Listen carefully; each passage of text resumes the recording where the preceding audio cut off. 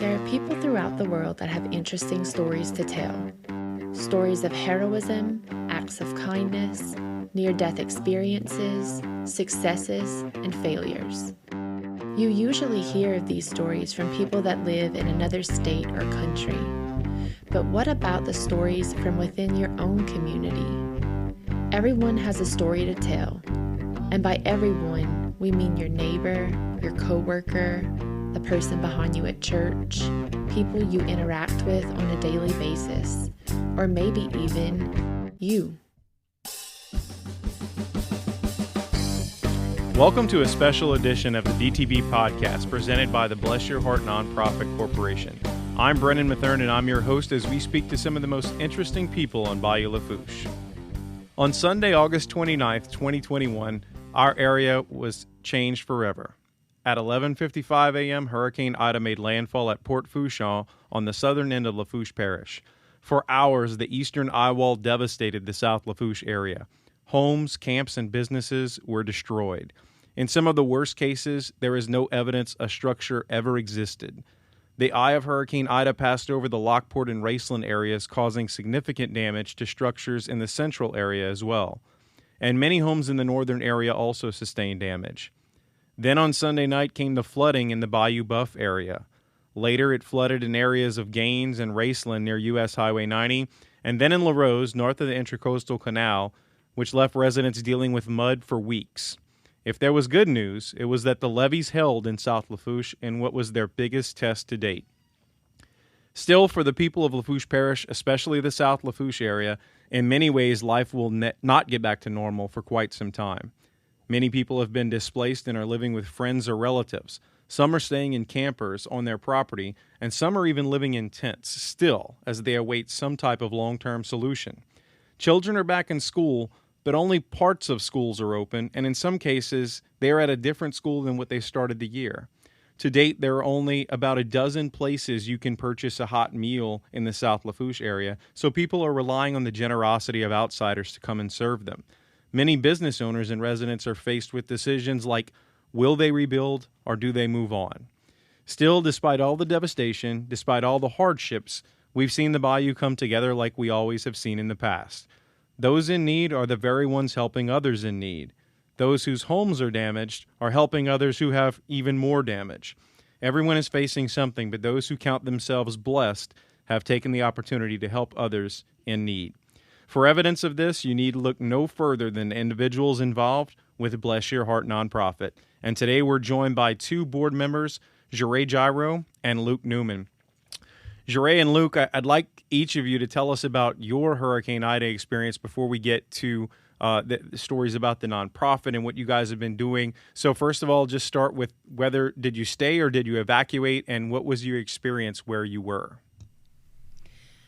So Brennan, thanks for having us today, first off. And, I don't know, Hurricane Ida was definitely not on my radar. We kind of started to hear about it on the Wednesday. I was preparing for court the very next week. And kind of when Thursday evening rolled around, my husband wanted to evacuate. My husband's from New Roads, and we always kind of joke that he's a little gun shy when it comes to hurricanes coming in the Gulf of Mexico because he's not used to evacuating for storms. So we opted on Friday during the day to leave and go to his parents' home in New Roads.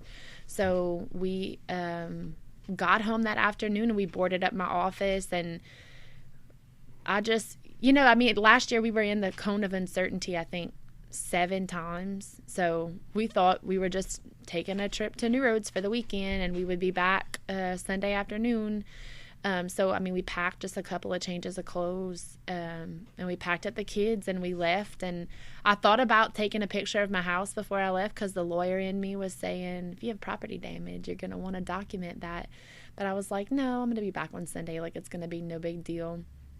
And then just through the weekend, it just, the projections were getting worse and worse. And we as a board kind of knew what, that our area would definitely be in need. So Sunday we just kind of sat around and watched the Facebook feed, and it was just like devastating to see, the roof of the hospital get torn off, or, many people stayed. Many people didn't have financial resources to leave like we did, or a place to go. So we knew that many of our neighbors, family members, and friends were still here. And just seeing the power of a storm of that magnitude pass through our hometown was devastating. I mean, we all day long, it was like just waiting around to hear the next bit of bad news. But all the while, we were kind of working behind the scenes, trying to line up supplies, line up people, line up resources. Archie finally kind of gave us the green light to come back on the Tuesday. And when we did, I was just really not prepared for what we saw. Just like passing live power lines and coming back to my own neighborhood, and I didn't even recognize where I was. That, the trees were different, the houses were different, the cars were different. My house looked different. Our children were crying. It was raining in our home. Just not our best day. I guess my experience is a little similar. On the Wednesday, we started to plan where would we go, right? You kind of look at it, and maybe you get a plan to go east and west. So eventually we settled on like League City, a little south of Houston or something, and left on the Saturday morning with my wife and some friends and my in-laws, and we kind of just packed up. And as I was packing, I just remember, like, you're packing for a reason, so you start thinking the things you should grab and how much can you fit in your vehicle. A lot of things go through your head, but you just got to get out. So it eerie feeling, but ultimately good decision, because obviously it wasn't anything fun to be around for, from what I've talked to the folks that did stay. But as Jeray mentioned, we were kind of communicating when we were away. I remember we were trying to find a trailer so we could bring back some supplies, because the United Cajun Navy had reached out, and it's like, man, we could get some supplies to y'all, and we don't have a way to get them down. We didn't really think about that, but it was definitely something we were trying to coordinate all the while. And as things were going, I think the Monday morning is when you kind of really start to process what had happened, what really transpired in our little community, and couldn't wrap my head around it. I think we drove back home Wednesday morning, and I'll never forget it. It's when on Highway 90, when I crossed the Lafourche Parish sign, is when I swear the trees started to be more down, and then just constant increasing levels of destruction as you got more towards the southern end of the parish.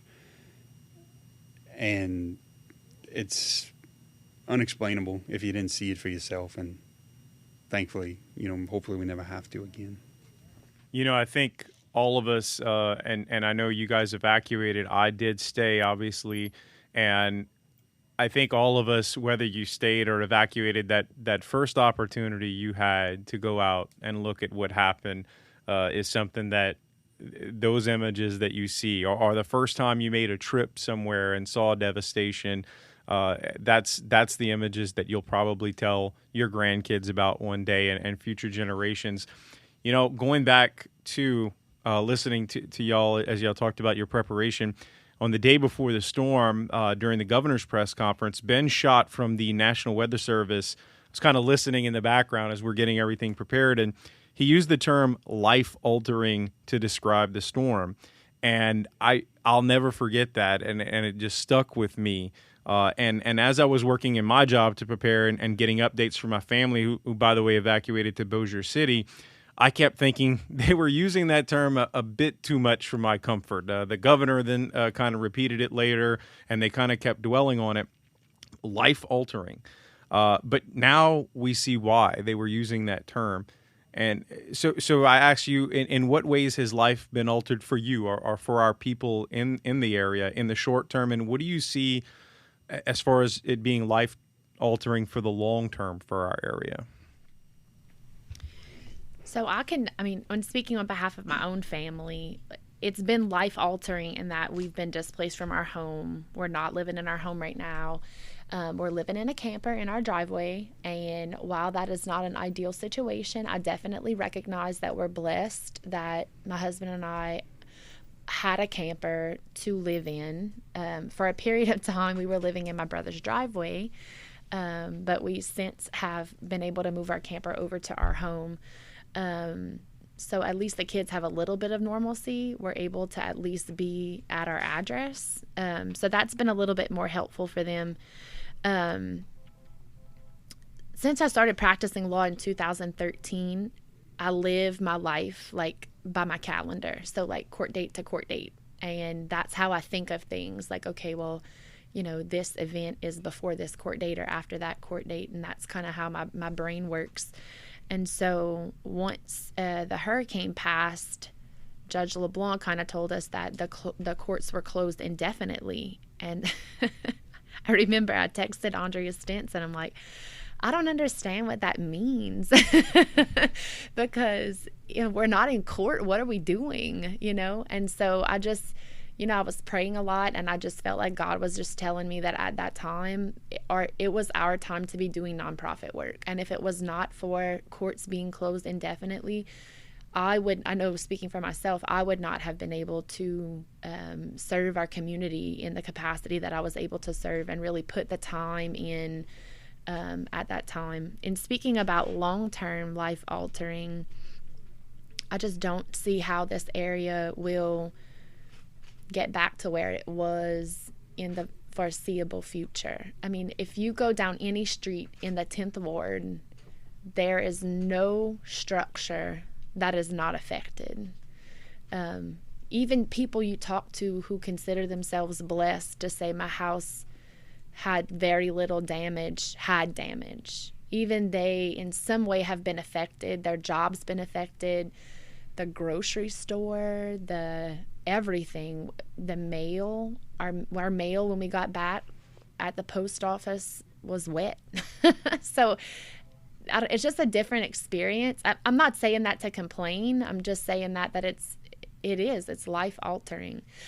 When we started doing the DTB podcast, when we would do episodes about people who were in the past, I always found it kind of funny that we always would bring up Betsy, because that was like this defining moment I know for myself and my brother that our family members talked about, like life before Betsy and life after Betsy. And so I thought it was kind of funny that whenever we were interviewing these elderly people, we would ask like, how did you fare for Betsy? And so I feel like now that's going to be our question, asking us like, what was life before Ida and what was life after Ida and how did we fare? So my wife and I's situation is similar. We're unable to live in our home. We are currently staying with some dear friends that we're very appreciative of, and appreciate them housing us while we kind of go through all these issues with insurances and roofers and home demolition type stuff. So from our perspective, the day-to-days change. You wake up in the morning, you got a different routine, you go to a different place. My work situation is a little changed, right? Some people our campus is a little displaced, but overall, that's a sense of normalcy for me. Being able to do that. My wife is having to work remotely right now, which is challenging. So there's just difference in the day-to-day. Jeray mentioned the mail. That's complicated these days. trying to maneuver between 10 and 2 and get your mail is interesting. More so what I think about these days is the long term and the mid to long term and where that's going to be. Obviously, people have some decisions to make and rebuild, don't rebuild businesses. Encouraged to see that some have come out and said, we're coming back. It's just going to take time. But what I worry, is everybody going to be willing to take the risk again? And it's a fair question. And, only time will tell. But the optimist in me sees that, maybe it's a turning of a page. Some things will go away and new things will come. And that's just the natural evolution of things. And hopefully that's what we could look forward to.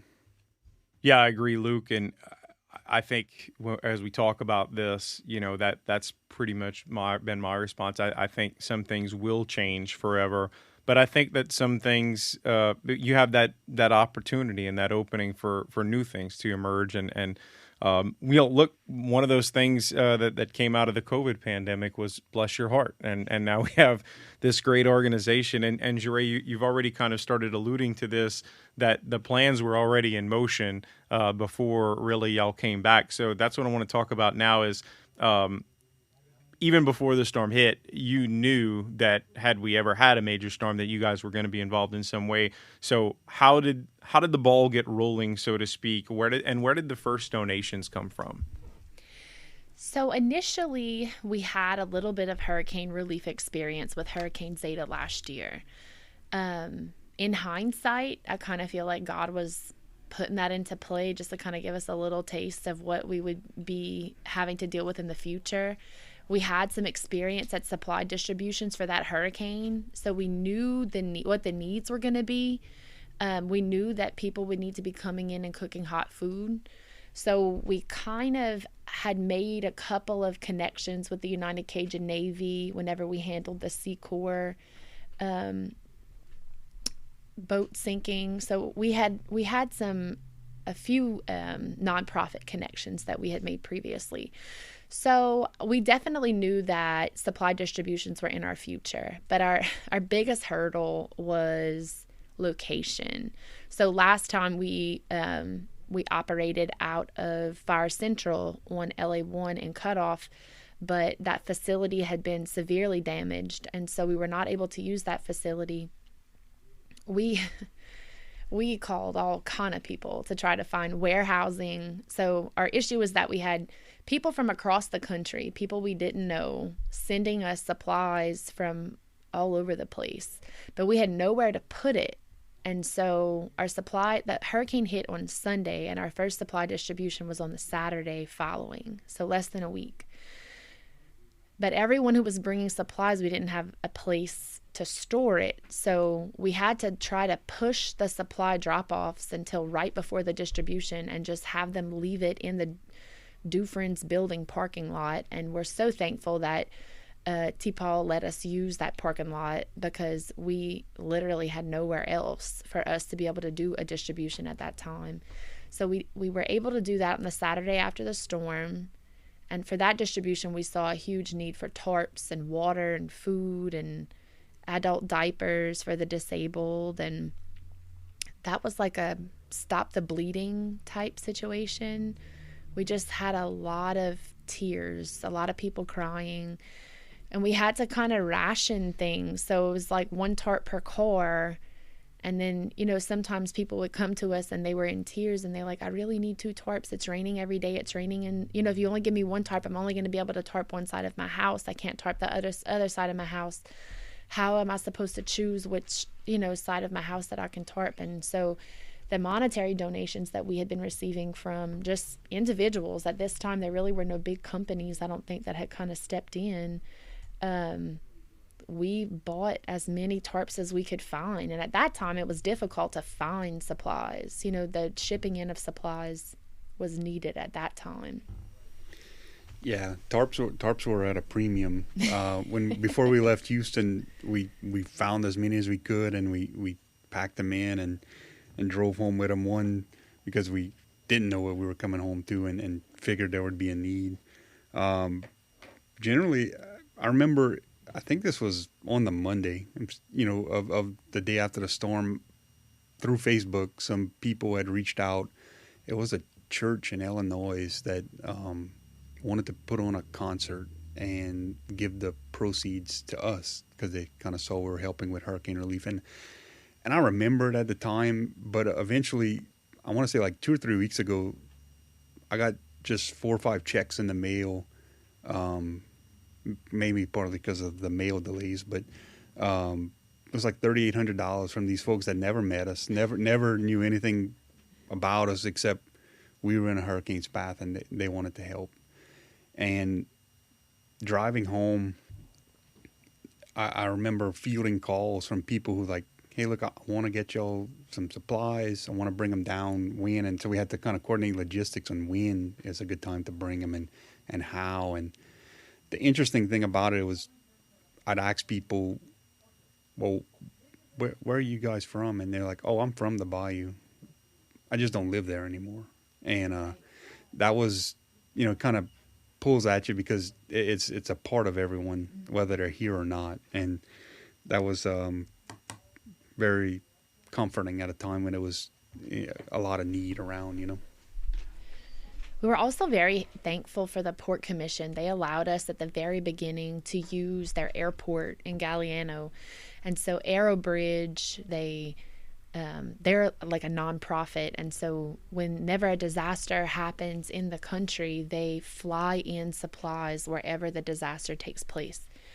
So Dee Dee Toops is a lady from down the bayou, and she, I think, lives in Pensacola. And she's the one who arranged for Aerobridge to bring the supplies in the Galliano airport. And so it was just another instance of someone from the bayou still loving the bayou, sending help down here. So we were very appreciative of that. And so they flew in so many planes in the Galliano airport. I'm pretty positive that's the most traffic the Galliano airport's probably ever had.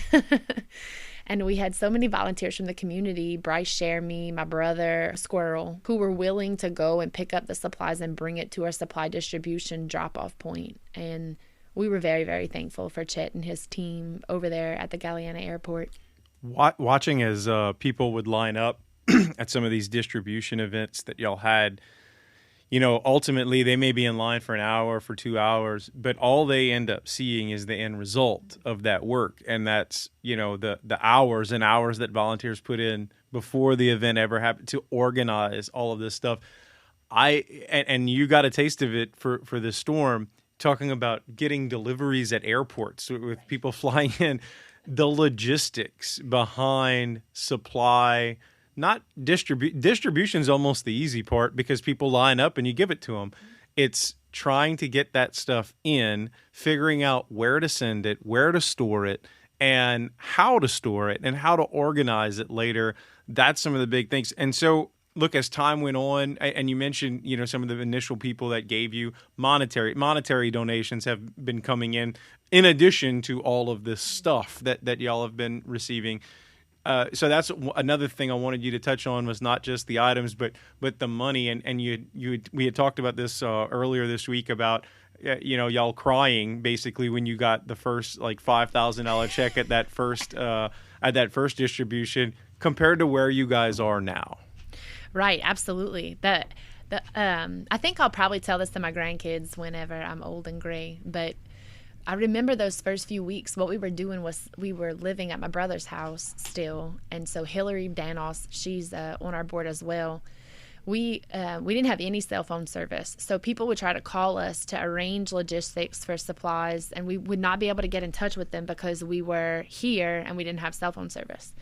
So we made friends with this girl from Thibodaux. Her name's Danielle Trahan, and she was fielding phone calls from us from Thibodaux, and she would take orders, I guess, and then we would have these phone calls every night with the board at like 10:30. So we would work on supplies, organizing all day long, and then if we were not doing that, we were gutting our houses. And then at night at my brother's house, we would get on this conference call where I would put my phone on with Luke, and my brother would put his phone on with Danielle. And Luke, my brother, Danielle, Hillary, and myself would sit down and have meetings for like at least 2 hours every night. And this went on for at least a week and a half, I would probably say. I mean, that was exhausting. But the monetary donations are unbelievable. I mean, at the beginning, when we first started, bless your heart, the first $1,000 we got was baffling to me, that someone would entrust me with their money to do good. And every time we start a project, we're thrilled about the first $1,000 that's raised. But I'll be honest that I never imagined that we would be where we are now monetarily from Hurricane Ida. Earlier in the year, we joked that Luke was like, well, I might have to file an additional paper with our taxes if we exceed $50,000 this year. And I was like, well, Luke, I really hope that we beat that threshold. And so I mean, if Luke, correct me if I'm wrong, but I think that we are over the $550,000 mark with Hurricane Ida relief right now. Yes, that's correct. Yeah. So, and that's where we are today, and I know we know there's some more funds coming, and thankfully so. It snowballed quick, and honestly, it started with just people, the $5, $10, $20 donations that came in. Venmo, we actually learned that Venmo has some limits the hard way. So yeah, we pushed those limits, but it was a humbling experience to see people care and want to donate and give, and because it was coming from all over. Obviously, everybody in our area had things going on, and they weren't focused on that. So we knew it was coming from outside, and very appreciative. And like we were already, I think I crossed maybe 100, and Ross and Jeray called me one night to say, hey, look, the Greater New Orleans Foundation just came by and want to donate some money to us. And then, they're like, guess how much? I'm like, I don't know, man, $10,000. Like, no, it's like times 10. So it was like $100,000 donation at the time. And now I'm sitting there like, oh God, we got to figure out how to do this. But and it was just an amazing experience, like Dre said, that people trust us to put that good back in the community, and that's what kind of makes this all worth it. I remember we've been obviously in constant touch since the storm, and I remember messaging with you guys the night that you reached the first $50,000, and I remember telling my wife, like, that's just amazing, this is incredible. And here we are a few weeks later, 10 times that, at over $500,000 raised by this organization. And it's been amazing. But I know we talked before all this happened, and I don't know that I would have put a price tag on it, but I've doing what I do and seeing all the disasters and all, listening to my colleagues across the country, I knew that donations were going to be pouring into our area. It's just been amazing that Bless Your Heart has been at the center of that. As you mentioned, you got started with local donations and local monetary donations and what you guys had available, just your team. Now you've got names like Gail Benson and Chevron and all these politicians that are donating huge chunks of money to this little organization in Larose, and you guys are able to funnel it directly to the citizens, and that has been awesome. As a citizen of Lafourche and growing up in the South Lafourche area, you always love to see it, your area get publicity. You never want to see it in this circumstance, but in the aftermath, every time that we got named, or whether it was Lafourche Parish or seeing Bless Your Heart be the subject of it, it was always that sense of pride that other people around the state, around the country, were doing things like making T-shirts to benefit, holding dinners, selling tickets, doing whatever to raise money for this organization. And it's led to, as you mentioned, the large distribution events that you've had. You've had 3 huge distribution events already. You're now in the midst, as we speak here today, in a uniform drive for students. I know that the Lafourche Parish Sheriff's Office is assisting in that drive by accepting light jacket donations because with the fall weather finally here, we know that we're going to need that as well.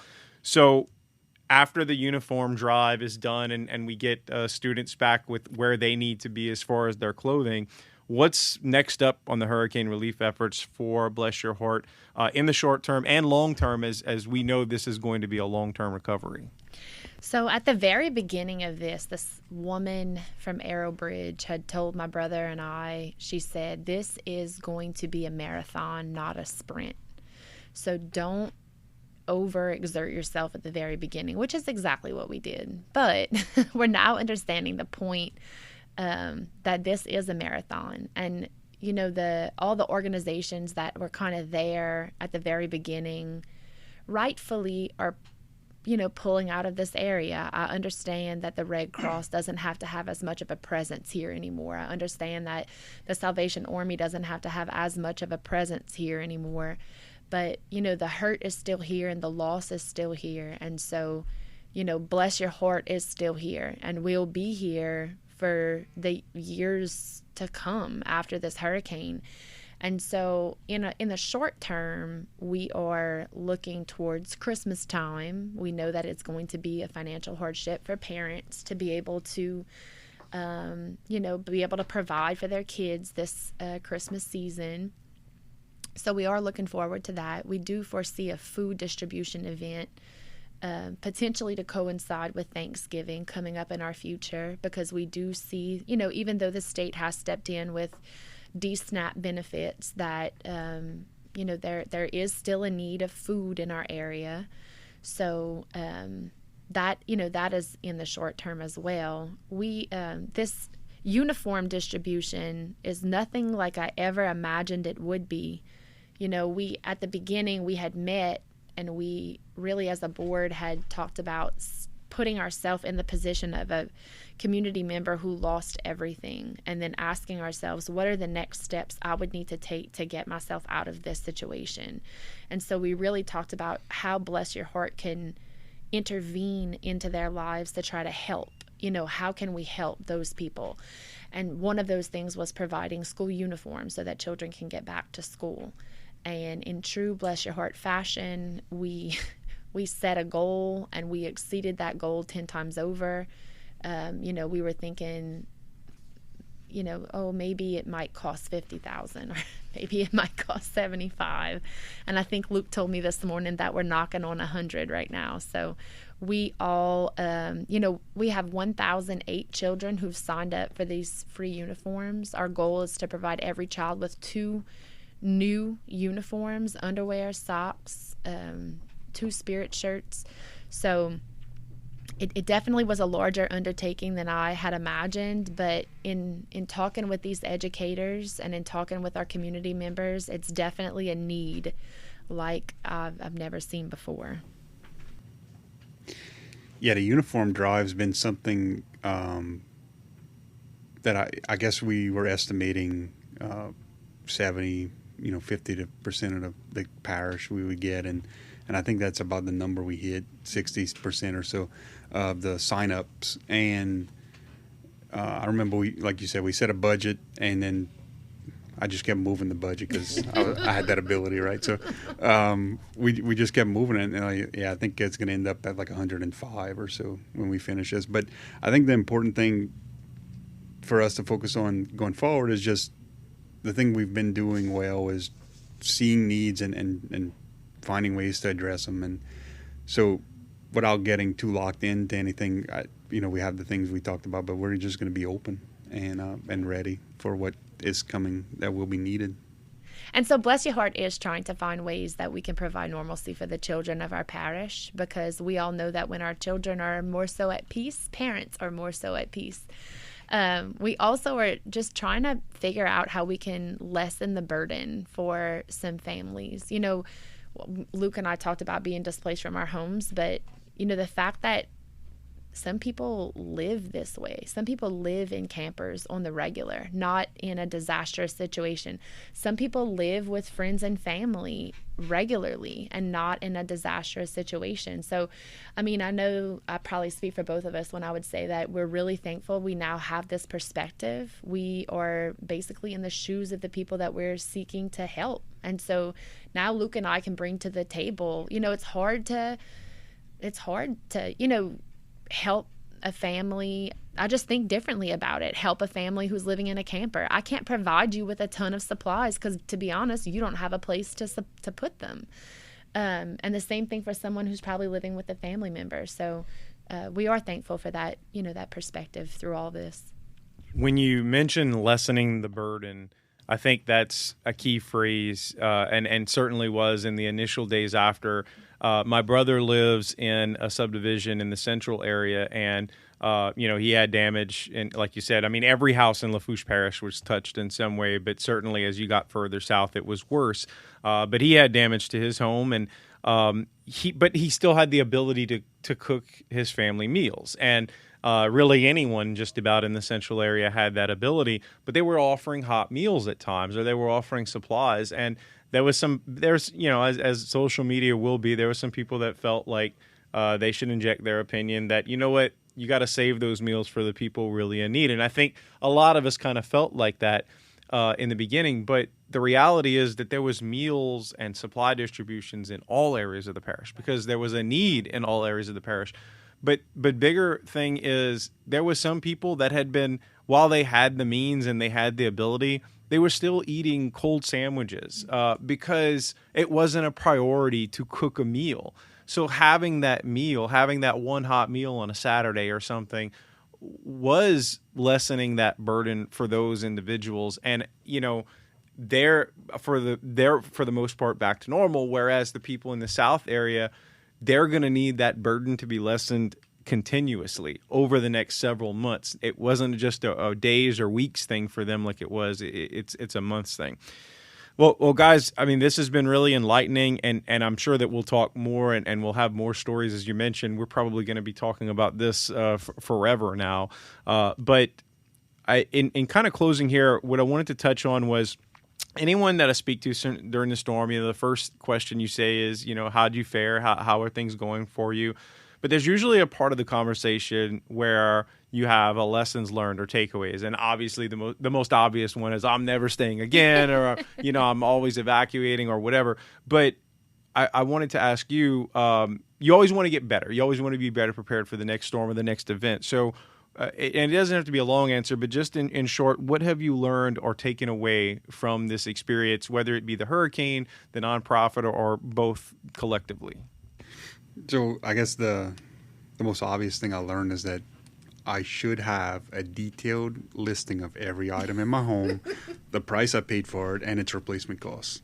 I didn't know I needed that. And the serial number. Oh, yes, and the serial number. So that was eye-opening. But no, honestly, I don't know how you always say it, right? How do you prepare for it? But it's just having a plan, I guess. And like I said, that eerie feeling I had when I was leaving my home to evacuate, just taking with you what's important, when, who's important, and kind of getting to safety, and that's the most important thing. I think I've learned that little people have big feelings through this. This has been a difficult thing for me to understand and wrap my own brain around and be able to be there for my clients or for the people that we're helping with our nonprofit. But being a parent and having to see my children reconcile this has been difficult because it's been difficult for them. And I feel like the more communication we have with them about telling them, like, look, I don't know when we're going to be back in our house. And I don't know when your toys are going to be out of storage. And I don't know when you're going to sleep in your bed again. Need to be just like real conversations we have with our kids. It's tough for us, but it's equally as tough for them. And so I feel like we don't need a discount just because they're little people that they have little feelings. Because I think this, as much as it's a defining moment for us, it's as much of a defining moment for them. And so just trying to increase that communication with them and talk to them and really just tell them, like, it's going to be okay and we're going to figure it out. Another takeaway I've definitely had is that, the commitment that the people of our community have to our community. We just saw many neighbors not just clean their own yards. We saw them go out and they were cleaning their neighbors' yards and they were asking their neighbors if they needed food. And, the Port Commission was back up and running within 9 days. Well, Chet didn't fly in people from out of town to come and set up the port. He got his community members, the people who live and work in this community, to come and get the port back up and running. We saw our sheriff's officers, we saw our government employees, we saw them working tirelessly to try to get back some normalcy. And I mean, I know I can speak on behalf of our whole board to say that I'm so thankful for all of their hard work and dedication, and for the hard work and dedication of the people who came here who were not from here. We had one officer from St. Landry Parish who helped us at one of our distribution events, and he didn't have to. Honestly, I think he was working a detail, like just making sure that no one got rowdy. But he easily hauled 200 cases of water, and he didn't have to do that. But, you know, he was committed to trying to help the people that he was serving. And so it's those kind of people that we're super thankful for. Well, and you talk about neighbors helping out. Man, I got to give a huge shout out to my neighbors. I mean, they knew that I was working through the storm and immediately after, and they took care of my property even before my family got back. And even after they got back, made sure that they were taken care of and allowed me to do my job. So I've told a lot of people, if you don't know your neighbors after this event, shame on you. This has been one of those, life-altering events. And if you didn't know your neighbors, or you weren't on that friendly a basis with them before the storm, you should be now. Well, Luke and Jeray, thank y'all so much for joining us and giving us an update on what Bless Your Heart is doing throughout this Hurricane Ida relief effort. For any new listeners that we have here on the podcast, near the end of every episode, we always do a round of rapid fire questions, usually related to life on the Bayou. But since this is the special Hurricane Ida edition, we are going to do hurricane related questions. So we're going to have a little bit of fun since we tackled this really, serious topic. But let's go on to some more serious topics. When it comes to the next major hurricane, will you evacuate, or are you going to ride it out? Evacuate. Definitely evacuate. I don't have a choice, but my family's definitely evacuating. Who is your favorite meteorologist? So I'm going to go with Scott Pele, even though I think he's leaving the area. But I would say that probably Margaret Orr would be my backup, and then Shelby Latino. I'm a fan of Margaret Orr. All great meteorologists. For whatever reason, for this storm, Zach Fradella and David Bernard, Yes. I followed them a lot, but it's hard to argue with any of those. All of our New Orleans meteorologists are outstanding. How many flat tires did you have in the aftermath of Hurricane Ida? So I spent most of my time in the immediate aftermath doing supply distributions, and my brother ran all of my errands. So he, I think, is knocking on the number 4th flat tire. I fortunately had, what I thought to be 1 nail, brought it in to get patched, ended up being 2. So I don't know if that counts as 1 or 2. But. I also only had 1. Now, I was on the ground immediately after the storm passed on the Monday, and I probably rolled over that screw immediately as I started taking off. But it was a slow leak, so I was able to stay on it for a little bit and eventually got it changed. But that was I did not have any actual flat tires. It was just a slow leak. All right, so generator, real serious topics. Generator, natural gas or diesel? Yeah, natural gas is a better option. I'm going to just go with whatever my husband decides. Well, I was also at the mercy of my family and what they could find and bring back, because we didn't have one. We ended up with a dual fuel propane and gas generator. We tried propane for a few days. It was working fine, but it just didn't last that long. So eventually, when we could get gasoline, we started using that. But yeah, I think we're definitely going to try to sell that and find something else after.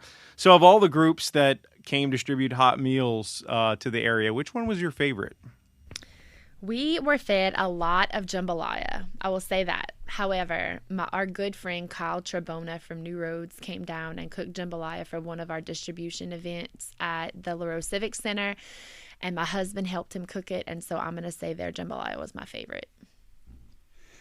Yeah, there was a lot of jambalayas, a lot of pastalayas. Got to sample the fare. I don't know which was my favorite. There was some good food served at the Sacred Heart Catholic Church, and that did the job.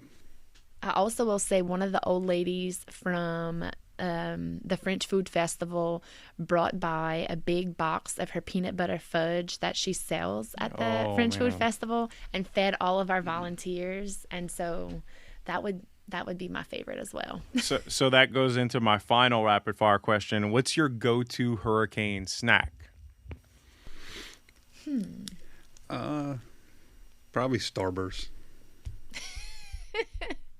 I would say, what did we eat a lot of? I eat a lot of My favorite hurricane snack was bread, because it's not something I typically eat, not during hurricane times. But for some reason, when hurricanes pass, you just feel the need to buy 5 loaves of bread. And so we ate a lot of bread. That's funny because, yeah, we're usually the honey wheat bread family, but when a hurricane passes, you just get in survival mode, and man, that Evangeline made white bread looks awfully good at that point. So what's yours? I think that would be it. Okay, so before we wrap up, please tell us how people can donate to Bless Your Heart. So people can donate to Bless Your Heart via Venmo at BYH Nonprofit or PayPal at blessyourheartnonprofit@gmail.com. You can also follow Bless Your Heart Nonprofit on Facebook or on Twitter at BYH Nonprofit. So there you go. Luke and Jeray, thank y'all so much. And that will wrap it up for this special edition of the DTB Podcast. If you're new to the podcast, be sure to check out our entire first season and go ahead and hit the subscribe button so you can find out when season 2 debuts. You can subscribe on Apple, Google, Spotify, or wherever you listen to podcasts. You can also follow us on Facebook and Twitter at the DTB Podcast. Until then, this is Brennan Matherne. Thank you for joining us, and we'll talk to you next time.